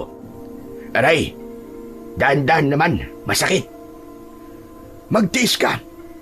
Hindi pwedeng hindi ka masasaktan dahil malalim ang sugat mo. Sa totoo lang, hindi ko akalain na ikaw ang darating dito para tulungan ako. Sigurado ako na marami akong trabahador na nakarinig sa pagsigaw ko. Pero mukhang wala silang balak na tulungan ako. Dahil masamang ugali ko. Baka nga mas gusto pa nilang mamatay na lamang ako at kainin ng tuluyan ang aswang na yun. Huwag mong isipin yan. Ang mahalaga ay ligtas ka na ngayon at buhay ka pa. Ibig sabihin, may pagkakataon ka pa para magbago. Ano ba dapat kong baguhin? Yung paraan ko ng pagtrato sa mga tao? Lalo na sa mga trabahador ko? Alam mo, kung magiging mabait ako, ay sasamantalain lang ng mga tao ang kabaitan ko. Teka nga, maibang ako.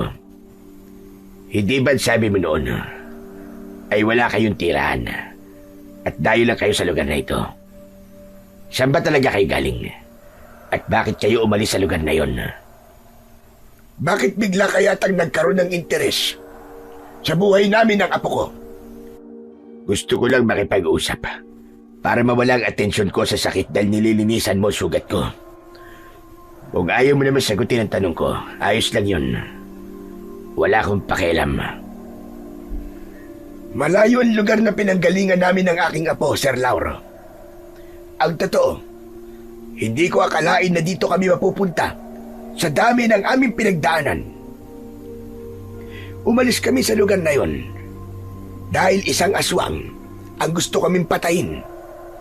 At sa lugar na ito namin naisipang magtago. Anong sinabi mo? Alam mo kasi, sir, noon ay isa kong antingero na ginagamit ang aking kaalaman sa pakikipaglaban sa mga aswang. Marami na akong nakaharap na aswang at ang iba ay kinailangan kong patayin. Hindi ko akalain na may isang aswang na magtatanim sa akin ng matinding galit. Yun, kung kailan huminto na ako sa pagiging antingero, ay sa kanya pinagtangkaan ng buhay ko at ni Kiko. At dahil wala na akong kakayahan na lumaban, ay wala na kaming nagawa kundi ang tumakas. Pero kung wala ka ng kakayahan na lumaban, ay bakit mo ko iniligtas kanina? Simple lang ang sagot yan. Dahil kailangan mo ng tulong. Ako kasi ang klase ng tao na hindi pwedeng walang gawin kapag alam kong may nanganganib ang buhay. Ano ba tingin mo sa sarili mo? Isang bayani? At talagang nagawa mo magpakabayani sa isang tao na dahilan kung bakit buong araw kayong hindi kumain ng apo mo? Dahil naniniwala ako na sa kabila ng ipinapakita mo sa aming lahat, ay meron ka pa rin kabutihan dyan sa puso mo. Natigilan si Lauro sa sinabi ko na para bang ayaw niyang pag-usapan namin ang bagay na yon. Kaya hindi na ako nagtaka nang ibahin niya ang aming pinag-uusapan. Pero alam mo ba, Parehas pala tayo ng pinagdadaanan. Yung aswang na umatake sa akin kanina, kilala ko siya. Siya si Berta, isang matandang babae na dating nakatira sa lupang ito.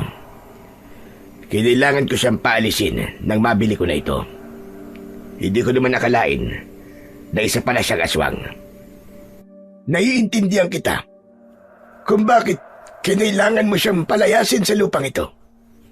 Pero tandaan mo na may mas maganda at makataong paraan para makuha mo ang gusto mo. Hindi sagot ang karahasan sa lahat ng bagay. Yan ang pakatatandaan mo. Nang sandaling yon, ay biglang dumating si Makoy at si Kiko.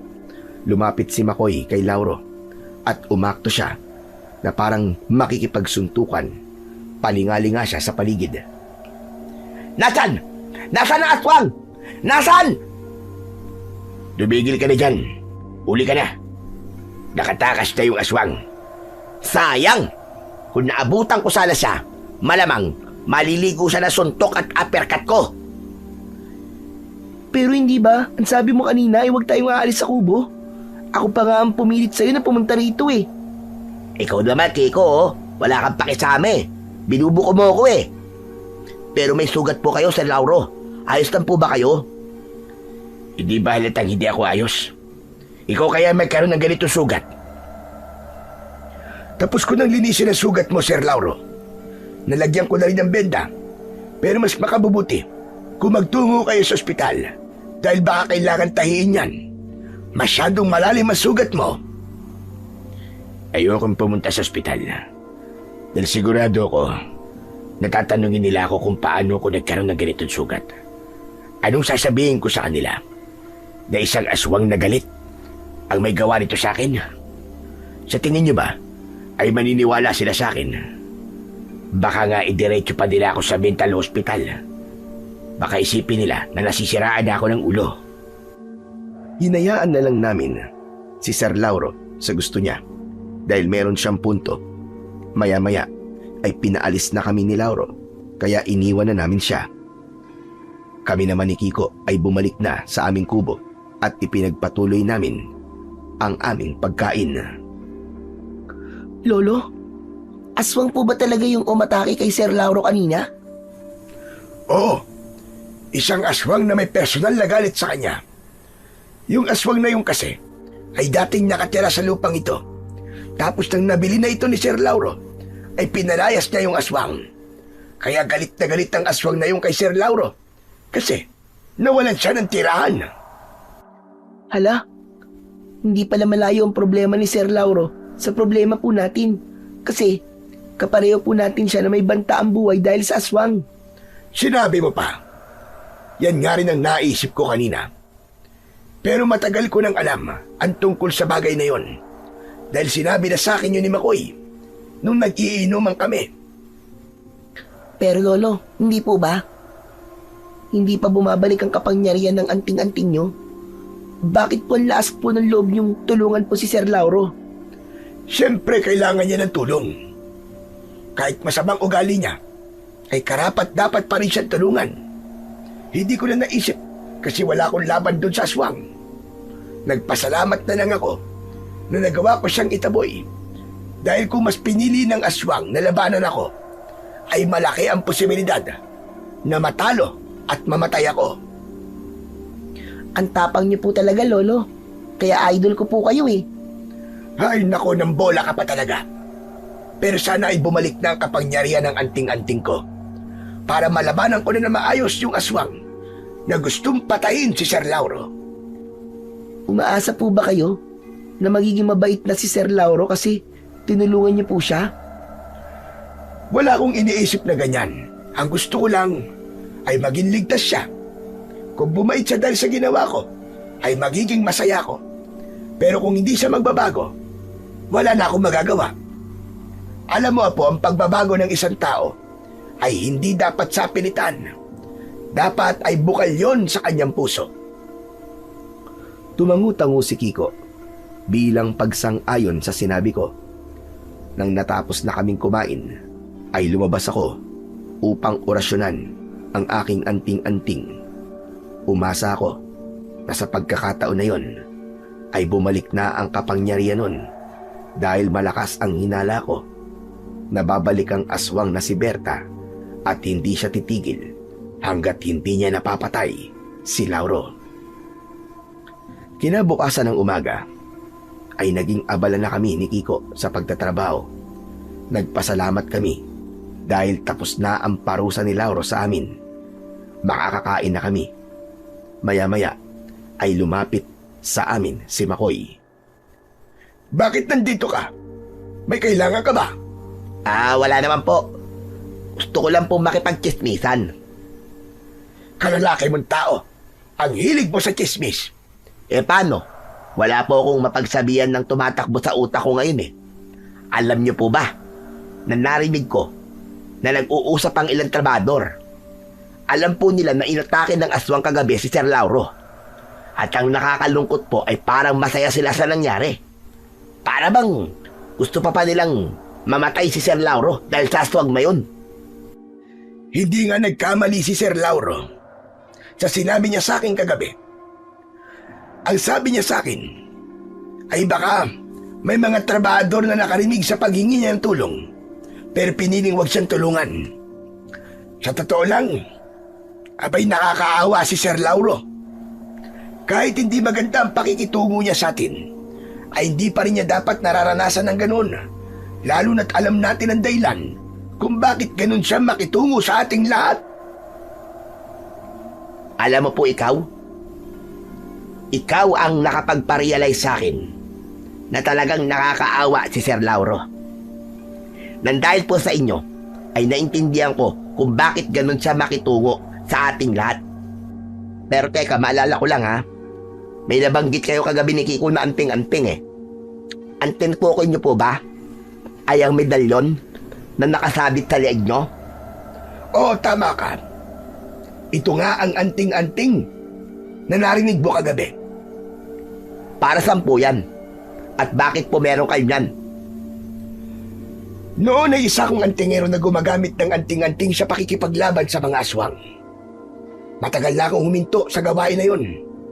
At kung kailan wala nang kapangyarihan ng aking anting-anting, ay saka naman ako binalikan ng aswang upang pagigantihan. Wala na kami nagawa ni Kiko kundi ang umalis sa lugar kung saan kami nakatira. Hanggang sa yon, napadpad na kami sa lugar na ito.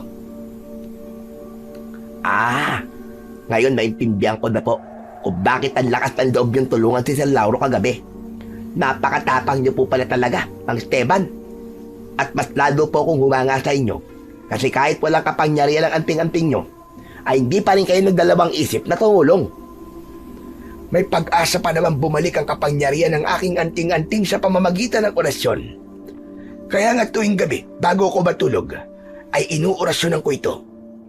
Ang problema lang ay wala akong ideya kung kailan magbabalik ang kapangyarihan ng aking anting-anting. Pero sana, sa lalong madaling panahon, ay mangyari na yon. Dahil nasisiguro ko na babalik ang aswang na si Berta para pagtangkaang muli ang buhay ni Sir Lauro. Napahinto ang pag-uusap namin nang isang lalaking trabahador ang lumapit. Aniya ay pinapatawag daw ako ni Sir Lauro dahil meron siyang sasabihin sa akin. Sandali kong iniwanan si Kiko at Makoy para puntahan si Sir Lauro sa bahay niya. Nakabukas ang malaking pinto kaya hindi na ako kumatok.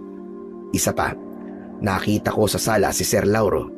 Nakaupo siya at sumenya siya sa akin na pumasok ako. Pagpasok ko ay pinaupo niya ako. Pinatawag niyo raw po ko, sir. Ano pa sasabihin niyo sa akin?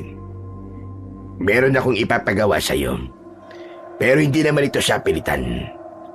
Kung ayaw mong gawin, ay walang problema sa akin. Sabihin mo muna sa akin, sir, kung ano. Bago ako magdesisyon. Alam mo, Esteban, matagal nang ginugulo ng aswang na si Berta ang buhay ko. Ilang beses niya nang pinagtangkaan ng buhay ko Kaya humingi ako ng tulong noon sa mga taong may kakayahan at kaalaman pagdating sa pakikipaglaban sa mga aswang. Pero 2 tao na ang umatras kay Berta. Dahil nga, muntik na silang mamatay. Teka lang, sir. Tama ba ako ng pagkakaintindi sa gusto mong sabihin? Gusto mo kong utusan na protektahan ka mula kay Berta at patayin siya? Ganun na nga. Hindi ba nasabi mo kagabi na nakikipaglaban ka noon sa mga aswang? Sa palagay ko ay kayang-kaya mong labanan si Berta. Wala akong pakialam kahit patayin mo siya. Dahil mas mabuti ngayon para matahimik na buhay ko. Huwag kang mag-alala. Dahil sa sandaling mapatay mo ang aswang, ay magkakaroon ka ng gantimpala mula sa akin. Bibigyan kita ng malaking halaga bilang pabuya na sigurado kong makapagbibigay ng malaking pagbabago sa buhay niyo ng apo mo. Sige.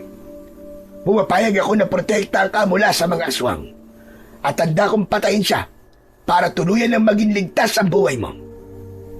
Pero hindi ko yung gagawin ng dahil sa pera. Wala akong pakialam sa pabuyang sinabi mo. Hindi mo na ako kailangan bigyan ng pera bilang kapalit sa gagawin ko. Sandali lang. Nagpapatawa ka ba, Esteban? Huwag mong sabihin na mayaman kang talaga, kaya tinatanggihan mo ang perang inaalok ko sa'yo. Hindi kami mayaman, Sir Lauro. Mahirap kami ng apo ko.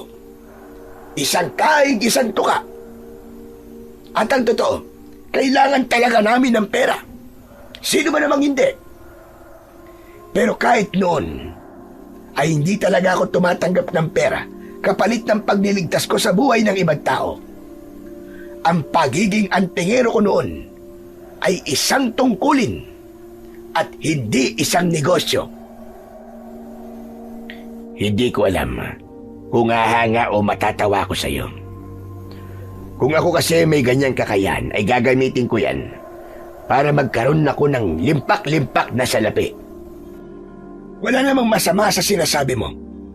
Pero sadyang magkaiba lang tayo ng pinaniniwalaan at prinsipyo sa buhay. Kaya hindi mo ako kailangang bayaran sa gagawin kong tulong sa'yo. Hindi ako pumapayag na wala kang makukuhang kapalit sa bagay na gagawin mo para sa akin. Ayoko magkaroon ng utang na loob kahit kanino. Kaya sa ayaw at sa gusto mo, ay makakatanggap ka ng pera kapag nagawa mong patayin ng aswang. Mamayang gabi, ay magsimula ka na sa pagbabantay sa paligid ng aking bahay. May pakiramdam kasi ako na babalik si Berta para patayin ako. Gawin mo ang lahat para hindi siya magtagumpay. Tumango ako at hindi ko na kinontra pa ang sinabi ni Lauro na hindi pwedeng hindi ko tatanggapin ang perang kapalit ng gagawin ko para sa kanya. Pero desidido pa rin akong huwag tanggapin ang pera dahil may iba akong naisip na hingin kay Lauro bilang kapalit sa sandaling mapatay ko ang aswang. Matapos namin mag-usap ni Lauro, ay binalikan ko na sina Kiko at Makoy sa taniman ng bawang. Pero wala na sila roon dahil oras na ng pagkain ng pananghalian. Kumuha ako ng pagkain at nakita ko sina Kiko at Makoy na kumakain sa ilalim ng isang malaking puno ng santol. Lumapit ako sa kanila at nagsimula akong kumain. Ano pong sinabi sa inyo ni Sir Lauro, Lolo? Ang tagal niyo pong magkausap Inutusan niya akong protektahan siya mula sa aswang. Kapag daw nagawa kong patayin ng aswang, ay bibigyan niya ako ng pabuya. Makakatanggap daw ako ng malaking halaga ng pera. Talaga? Sinabi yun ni Sir Lauro? Magkano raw po ang bibigyan niyo sa inyo? Hindi ko na tinanong dahil di naman ako interesado sa pabuyang yon. Sinabi ko rin sa kanya na hindi niya ako kailangang bigyan ng pera kapag napatay ko ang aswang. Ano ka no? Bakit niyo naman tinanggihan ng pabuya? Hindi niyo po ba naisip na kung malaking halaga ang perang ibibigay niya sa inyo ay magiging daan niyo yun para maging maginhawa ng buhay niyo ni Kiko? Pwede na po kayong umalis dito at makapagpatayo ng bahay at negosyo. Alam mo, Makoy, kahit nung aktibo pa ako sa pakikipaglaban sa mga aswang, ay hindi talaga ako naniningil ng pera sa mga taong natutulungan ko. Para sa akin kasi, ay isa yung tungkulin na dapat kong gampanan. Dahil ipinagkatiwala sa akin ng nasa itaas ang ganong kakayahan. Pero huwag kayong mag-alala, kasi meron pa rin akong hihingin na kapalit kay Sir Lauro sa sandaling magtagumpay ako na patayin ng aswang. Anong kapalit naman po ang hihingin mo sa kanya? Sa ngayon ay sa akin muna kung ano man yun. Pero sisiguraduhin ko na lahat tayo ay makikinabang sa kapalit na hihingin ko kay Sir Lauro. Aba. Nakakaintriga naman niyang sinasabi mo, Mang Esteban. Bakit kasi ayaw mo pang sabihin sa amin ngayon eh? Mag-iisip pa tuloy ako ng kung ano-ano. Hindi tuloy ako makakatulog sa gabi. Ayoko pang sabihin dahil hindi ko sigurado na mapapatay ko ang aswang, lalo na't wala pa rin kapangyarihan ng aking anting-anting. Ayokong sasabihin ko sa inyo yon, tapos mabibigo naman pala ako sa pinapagawa sa akin ni Sir Lauro. Basta, malalaman nyo rin yon sa oras na mapatay ko na ang aswang. At sigurado ako na lahat kayo ay matutuwa sa kapalit na hihingin ko kay Sir Lauro. Grabe! Ang KJ mo naman! Pero ikaw po ang bahala. Kung ayaw nyo sabihin sa amin, ay hindi ko na kayo pipilitin. Basta galingan nyo, Mang Esteban, ha? Naniniwala ko na may kapangyarihan man o wala ang anting-anting nyo, ay kaya-kaya nyong patayin ang aswang na yon. Isang malalim na paghinga ang pinakawalan ko. Sa totoo lang, ay noon lang ako haharap sa isang aswang na walang inaasahan, kundi ang aking sariling lakas at kakayahan. Sanay kasi ako na palagi akong may ginagamit na anting-anting. Ganun pa man, naniniwala ko na hindi ako papabayaan ng Panginoong Diyos dahil alam niya na nasa panig ako ng kabutihan. Simula noon ay gabi-gabi na akong nasa labas ng bahay ni Lauro para magbantay. Isang itak ang palagi kong dala. Pagkakain ng hapunan ay doon na ako dumiretso at umuuwi ako kapag sumisikat na ang araw. Habang si Kiko naman ay nasa kubo namin at sinasamahan siya ni Makoy para meron siyang bantay. Isang gabi, habang nasa likod ako ng bahay ni Lauro, ay bumukas ang pinto sa likod ng bahay. Mula roon ay lumabas si Lauro.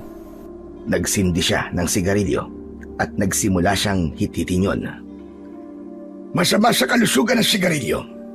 Kung ako sa iyo ay tigilan mo na yan habang maaga pa.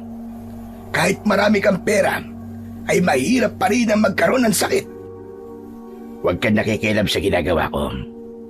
Isa pa, pampakalma ko ang bagay na to. Kanina pa kasi ako hindi mapakali. Kinakabahan ako na parang merong hindi magandang mangyayari ngayong gabi. Saka napakaalinsangan ng paligid. Nararamdaman mo rin pala yun. Alam mo ba, na kapag biglang naging maalinsangan ng gabi, ay may posibilidad na may aswang na malapit sa iyo. Kaya nga nilalakasan ko ang pakiramdam ko dahil may hinala ako na nasa kung saan lang si Berta. Ang mabuti pa'y pumasok na ako sa aking bahay. Baka bigla siyang umatake sa akin dito. Mas mabuti pa nga, siguraduhin mo na nakasarado ang bintana at pinto ng kwarto mo. Mabuti't pinaalala mo yan. Naiwan ko kasi bukas ang bintana sa kwarto ko dahil nga sa naiinitan ako. Nagmadaling pumasok si Lauro sa bahay niya, habang ako naman ay ipinagpatuloy ang pagbabantay sa paligid. Malakas talaga ang kutob ko na naroon ng aswang. Kung may kapangyarihan sana akong anting-anting, ay madali kong matutukoy ang kinaroroonan niya. Makalipas ang ilang sandali, ay nagulat ako nang narinig ko ang napakalakas na sigaw ni Lauro mula sa kanyang kwarto. Tinawag niya ako at humingi siya ng tulong. Mabilis akong tumakbo papasok ng bahay ni Lauro. Dumiretso ako sa kwarto niya sa ikalawang palapag at nagimbal ako nang naabutan ko na sinasakal ng aswang si Lauro habang nakasandal siya sa dingding. Nakabukas ang bintana kaya malinaw na pumasok doon ang aswang.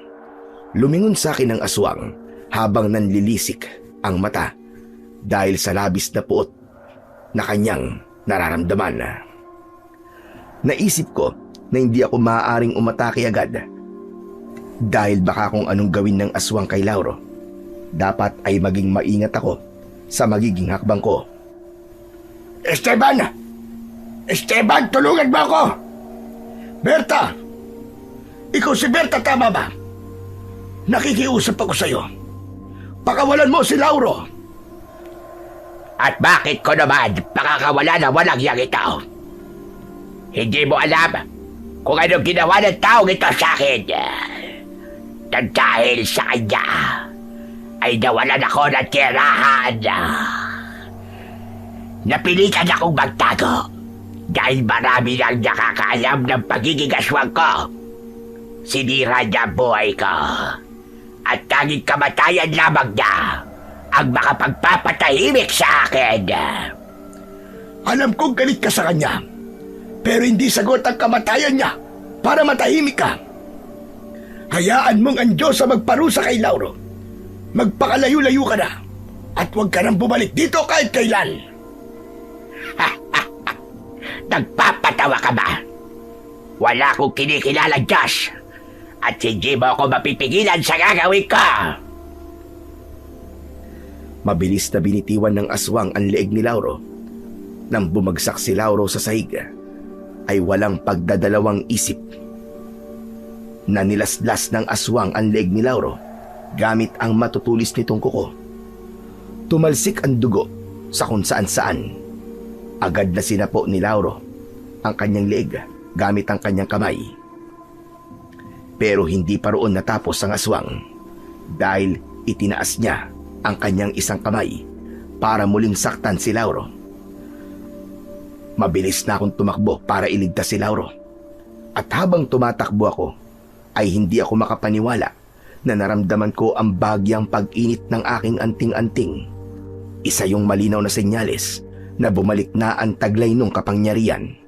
Natuwa ako dahil muli kong naramdaman ang paggapang ng kakaibang lakas at enerhiya sa aking buong katawan. Bago pa muling masaktan ng aswang si Lauro, ay nahawakan ko ang isa niyang kamay. Hindi siya makapaniwalang tumingin sa akin. Sinabihan na kita kanina. Binigyan na kita ng pagkakataon para umalis. Pero hindi ka nakinig sa akin. Kaya pasensya na kung kailangan ko tong gawin sa'yo. Inundayan ko ng saksak sa tiyan ng aswang. Nagpumiglas siya. At nang makawala siya, ay sinunggaban niya ako. Mabilis naman akong nakaiwas. Umikot ako sa kaliwa ng aswang at mula roon ay itinarak ko ang itak sa gilid ng leeg ng aswang.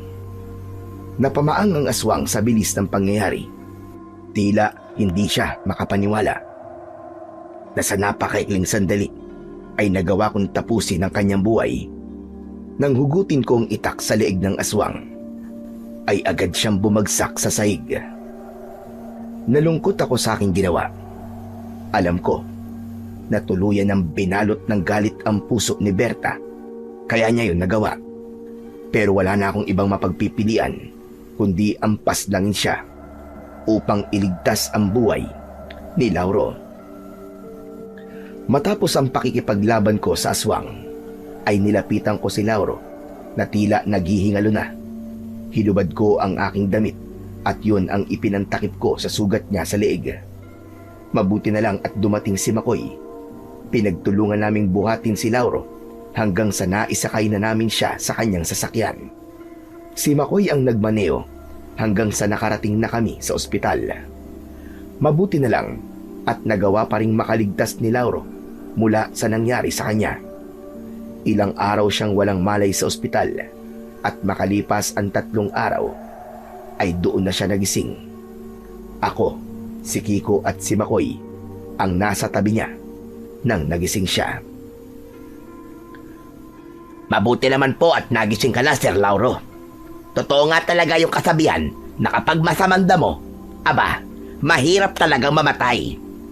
Tumigil ka nga sa pang-aalaska mo, Makoy. Sir Lauro, kumusta na po ang pakiramdam niyo? Medyo nangihina pa ako. Pero maraming salamat sa iyo, Esteban. Kundi dahil sa iyo, ay patay na ako ngayon. At dahil napatay mo na ang aswang, ay matatanggap mo kagad ang perang ipinangako ko. Hindi ko matatanggap ang perang yon. Pero meron akong hihilingin na ibang kapalit sa'yo. Ano yun, Esteban? Sabihin mo. At kung kaya kong ibigay, ay ibibigay ko sa'yo. Ang gusto ko sana, Lauro, ay simulan mo nang magbago. Alisin mo na ang galit sa puso mo. Alam kong hindi naging maganda ang karanasan mo nung bata ka pa. Pero hindi yun dahilan para gawin mo naman sa iba ang naranasan mo nung paghihirap sa mga taong nakapaligid sa iyo ngayon. Wala kaming kinalaman sa hindi magandang naranasan mo.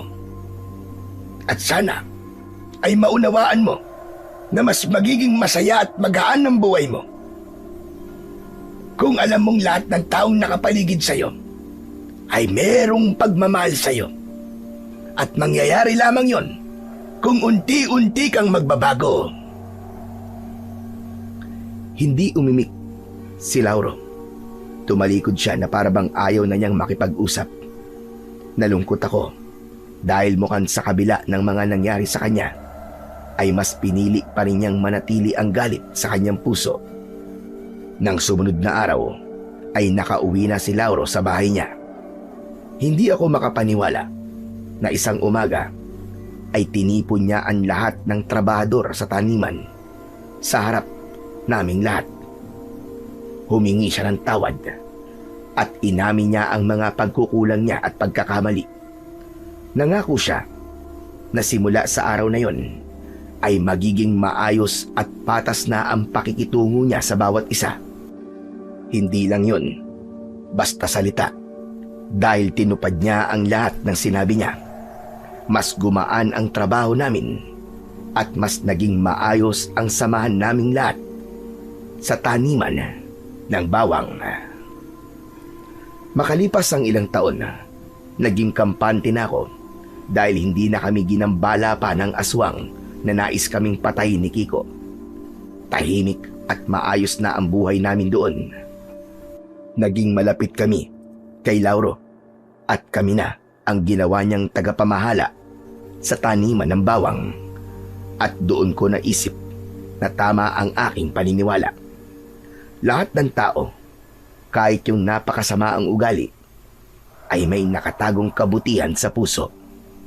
Minsan, kailangan lang nilang maranasan ang kabutihan mula sa iba para makita nila na may handang umunawa at magmahal sa kanila. Hanggang dito na lamang po ang aking kwento at sana ay marami po kayong natutunan na magagandang aral. Sa kwentong inyong napakinggan ay pinatutunayan lamang na ang pagbabago ay hindi isang biglaang himala na nangyayari sa isang iglap. Ito ay isang tahimik na paglalakbay ng puso na unti-unting nagigising mula sa dilim patungo sa liwanag. Kahit na ang taong tila nalunod na sa masamang ugali, ay may natatagong kabutihan na naghihintay lamang na muling mabuhay. Sapagkat likas sa bawat nilalang ang kakayahang magbago. May mga pagkakataong ang Panginoon ang kumakatok sa ating konsensya sa pamamagitan ng mga pagsubok.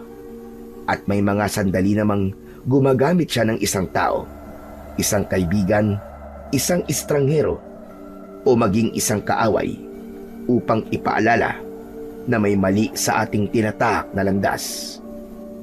Sa mga paalalang yon, unti-unti nating nauunawaan na ang pagbabago ay hindi ipinipilit mula sa labas. Ito ay binubuksan mula sa loob. Kapag handa na ang puso na tanggapin ang katotohanan, hindi hadlang ang nakaraan, hindi rin hadlang ang mga pagkakamali. Sapagkat ang biyaya ng Diyos ay laging nagbibigay ng panibagong pagkakataon upang tayo ay magsimulang muli. Sabi nga sa 2 Korinto, Kabanata 5, Talata 17, kaya't ang sinuman na nakay Kristo, siya'y bagong nilalang. Ang mga dating bagay ay lumipas na. Narito, sila'y naging bago. Sa huli, ang tunay na pagbabago ay hindi lamang pagtalikod sa mali, kundi pagyakap sa mas mabuting sarili na matagal nang naghihintay na makilala mo. Walang taong tuluyang masama kung may pagnanais siyang magbagong loob, sapagkat ang liwanag ng Diyos ay kayang tumagos kahit sa pinakamadilim na bahagi pa ng ating pagkatao. Maaaring dumaan tayo sa mga panahong punong-puno ng pagkakamali, pagkaligaw at pagdududa. Ngunit darating ang sandali na mauunawaan natin na ang pagbabago ay hindi regalo na ibinibigay lamang sa iilan. Ito ay biyayang iniaalok sa lahat. At kapag pinili mo magbago, hindi lamang ang iyong buhay ang nagiging bago. Nagiging patunay ka rin na ang pag-asa ay laging buhay, na ang puso ay kayang gumaling, at na ang bawat pagtatapos ay maaaring maging simula ng mas makabuluhang kwento ng ating panibagong pakikipagsapalaran sa buhay.